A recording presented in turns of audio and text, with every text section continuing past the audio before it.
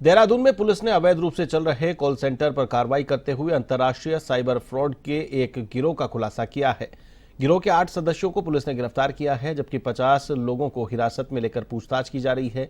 गिरफ्तार लोग खुद को इंटरनेशनल एंटी हैकिंग विभाग का अधिकारी बताकर विदेशी लोगों को ठगी का शिकार बनाते थे। ठगी के लिए यूएसए और कनाडा के लोगों को टारगेट करते थे। कॉल सेंटर में गिरोह ने बड़ा सेटअप बनाया था।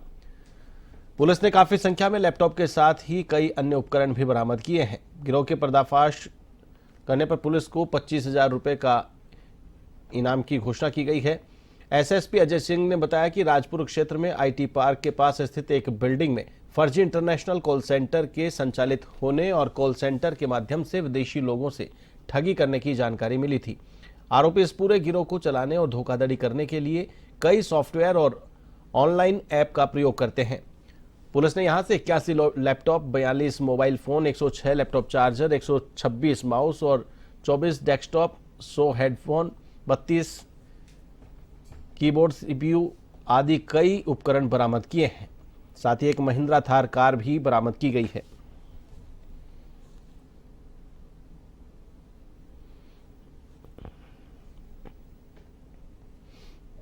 सूचना के आधार पर पुलिस टीम द्वारा जो आईटी पार्क क्षेत्र में ग्लोबल टेक एनर्जी सोल्यूशन करके कंपनी थी, वहां पर कल रात्रि उसमें रेड की गई थी और ये सूचना थी कि वहां पर एक फर्जी कॉल सेंटर बड़े पैमाने पर ऑपरेट हो रहा है।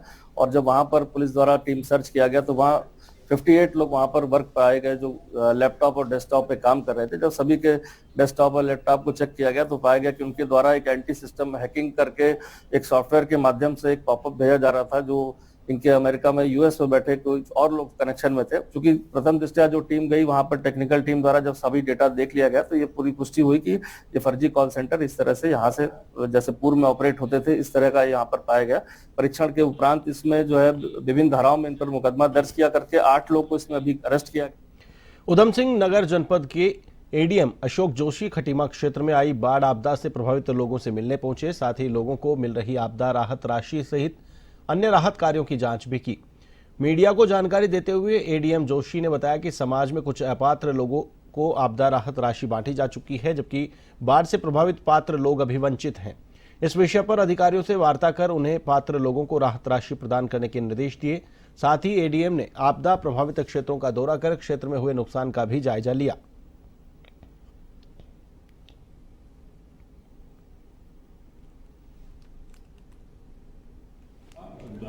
2 या 3 दिन के अंदर समस्त क्षेत्रों का निरीक्षण किया गया और पात्र व्यक्तियों को जो राहत राशि अनुमन्य है उसका वितरण किया गया। अभी तक आपको ये पता ही होगा कि करीब 20,000 से अधिक लोगों को राहत राशि तहसील प्रशासन के माध्यम से उपलब्ध करा दी गई है।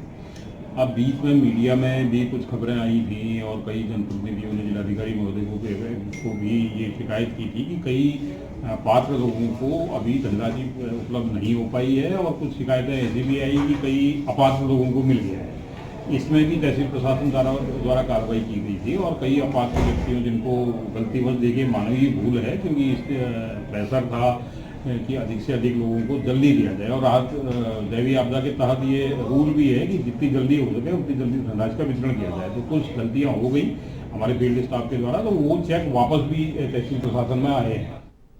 मसूरी नगर पालिका परिषद के क्षेत्र में जीआईएस बेस्ड डाटा के दूसरे चरण में संपत्तियों का डोर टू डोर सर्वे किया जा रहा है, जिसको लेकर नगर पालिका परिषद के सभागार में नगर पालिका मसूरी क्षेत्र के अंतर्गत GIS based property tax mapping के सर्वे को लेकर जानकारी दी गई, जबकि पालिका क्षेत्र में प्रथम चरण में यूएबी सर्वे पूरा कर लिया गया है। स्थानीय निवासी भारत भूषण ने कहा कि 1875 का मसूरी का मैन्युअल नक्शा बनाया गया था, जो सबसे अधिक ऑथेंटिक है और सभी भूमि की वास्तविक बाउंड्री को दिखाया गया है। उन्होंने कहा कि शहरी विकास विभाग के द्वारा मसूरी की सभी संपत्तियों को डिजिटलाइज किया जा रहा है, परंतु उसका लाभ सभी लोगों को नहीं मिलेगा। अधिशासी अधिकारी राजेश नेथानी ने बताया कि शहरी विकास विभाग द्वारा उत्तराखंड में सभी निकायों की संपत्तियों के डेटा को डिजिटलाइजेशन किया जा रहा है।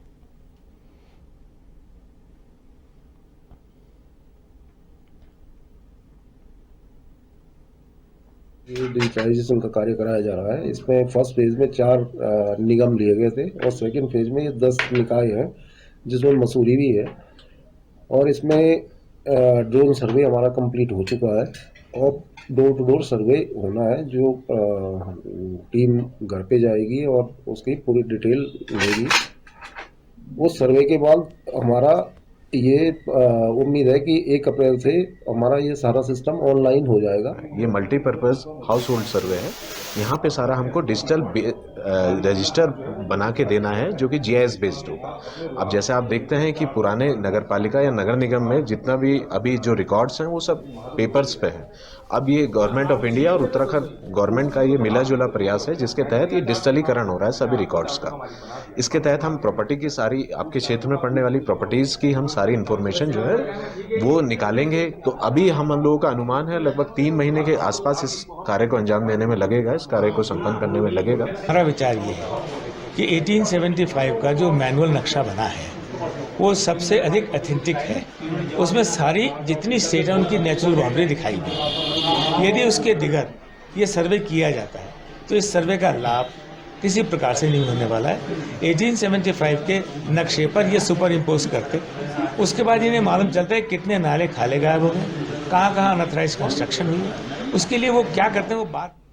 मसूरी देहरादून विकास प्राधिकरण देहरादून में 3 जगहों पर वाटर पार्क बना रहा है। 15 करोड़ की लागत से बनाए जा रहे वाटर पार्क का नजारा किसी खूबसूरत झील की तरह होगा।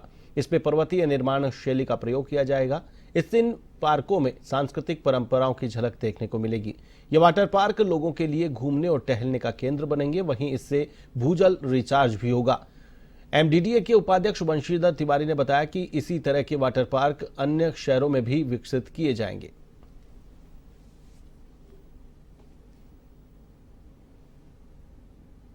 बनाना, इसमें गौरा देवी वाटर पार्क है। माल देवता के पास एक छोटा तालाब हम लोग बना रहे हैं। मियाँवाला में 2 बड़े तालाब बना रहे हैं। और साथ ही साथ जो हमारे देहरादून क्षेत्र के सरकारी स्कूल हैं, ऐसे हमने 100 स्कूल लिए हैं जिनमें रिचार्ज बोर करके और रिचार्ज पीट के माध्यम से जो रूट ऑफ वाटर है उसका प्रयोग करके, उसका उपयोग करके हम लोग जो भूजल स्तर है उसको रिचार्ज करने के लिए जो लघु सिंचाई विभाग है उसको कार्यदायी संस्था नामित किया है और उन्होंने काम शुरू किया। राजधानी देहरादून में GST काउंसिल में लिए गए फैसलों और अन्य विषयों को लेकर वित्त मंत्री प्रेमचंद अग्रवाल की अध्यक्षता में बैठक का आयोजन किया गया। बैठक के बारे में जानकारी देते हुए वित्त मंत्री प्रेमचंद अग्रवाल ने कहा कि राज्य में GST काउंसिल में पूर्व में जो बैठक हुई थी उसके निर्णय सकारात्मक रहे हैं। राज्य में GST संग्रहण बढ़ रहा है और भविष्य में क्या नए सुधार किए जाने हैं, इन सभी विषयों पर चर्चा करके सभी व्यापारियों और सभी उद्योग समूहों के साथ चर्चा कर एक साझा रणनीति बनाई जाएगी।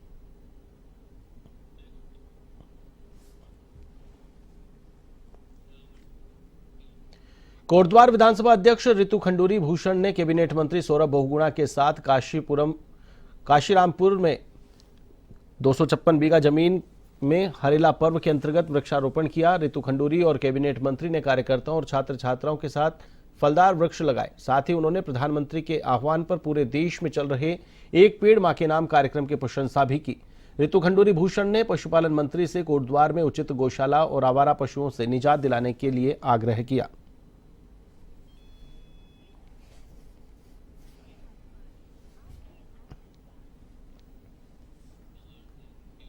दिल्ली में हुई कांग्रेस नेताओं की बैठक में उत्तराखंड के सभी वरिष्ठ कांग्रेसी नेता मौजूद रहे। इस बैठक को लेकर कांग्रेस के प्रदेश अध्यक्ष करण माहारा ने कहा कि उत्तराखंड में पार्टी को मजबूत करने के लिए पार्टी नेताओं से सुझाव लिए गए हैं। साथ ही आने वाले चुनाव और केदारनाथ विधानसभा के उपचुनाव के लिए बैठक में चर्चा हुई।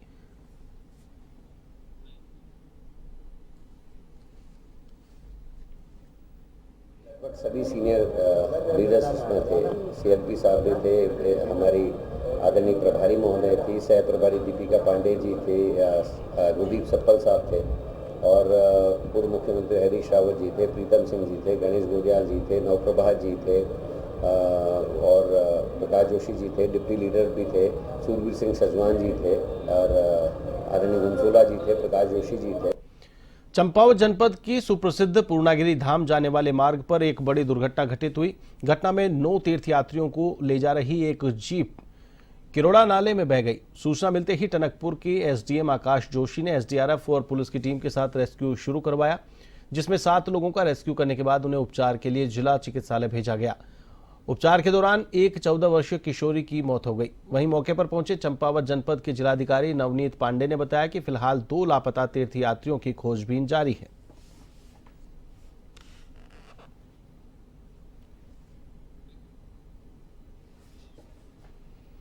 उधम सिंह नगर के विधायक शिव अरोड़ा ने अपने कार्यालय पर पत्रकार वार्ता की, जिसमें उन्होंने बताया कि विधायक बनने के बाद उन्होंने पूरी ईमानदारी के साथ रुद्रपुर क्षेत्र के लोगों की सेवा करने का प्रयास किया है। जानकारी देते हुए उन्होंने कहा कि पिछले 2 साल में 43 करोड़ के कार्य स्वीकृत होकर गतिमान हैं, जिनमें कुछ कार्य हो गए हैं, कुछ की टेंडर प्रक्रिया चल रही है। वहीं दक्ष मार्ग तक जाने वाली सड़क जो पिछले 10 साल में जर्जर हालत में थी, उसे लेकर भी शासनादेश करवा दिया है।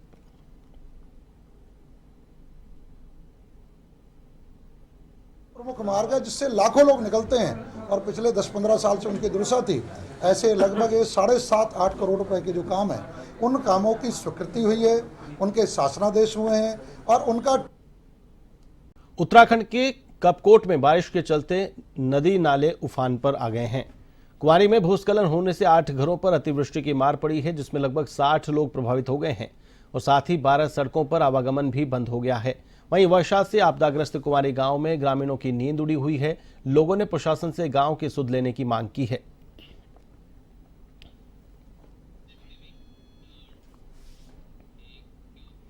रुद्रपुर में उधम सिंह नगर के जिलाधिकारी ने अन्य अधिकारियों के साथ बारिश के चलते क्षेत्र का निरीक्षण किया। उन्होंने नगर आयुक्त को जल निकासी के लिए अवरोध हटाने के निर्देश दिए।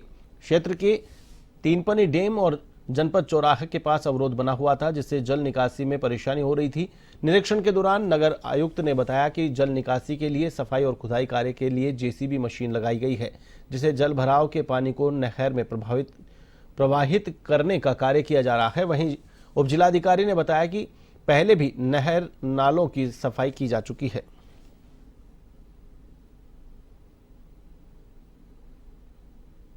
उसका बहाव कहां से बाधित होता है, हमारे पुराने स्ट्रक्चर क्या थे, पुराने ड्रेनेज नदियां कहां थी और उन पर कहां अवरोध आया कि आज ये स्थिति झेलनी पड़ी। तो उसी के क्रम में आज वरिष्ठ अधीक्षक जी हमारे साथ हैं, एडीएम नजूल और सचिव विकास प्राधिकरण, साथ ही साथ मुख्य नगर अधिकारी, नगर आयुक्त नगर निगम, एसडीएम, सीएफओ सिंचाई के पूरी टीम। हम लोगों ने आज 3 पानी का जो रेगुलेटर है, इसके पहले काफ़ी वहाँ से देखना शुरू किया।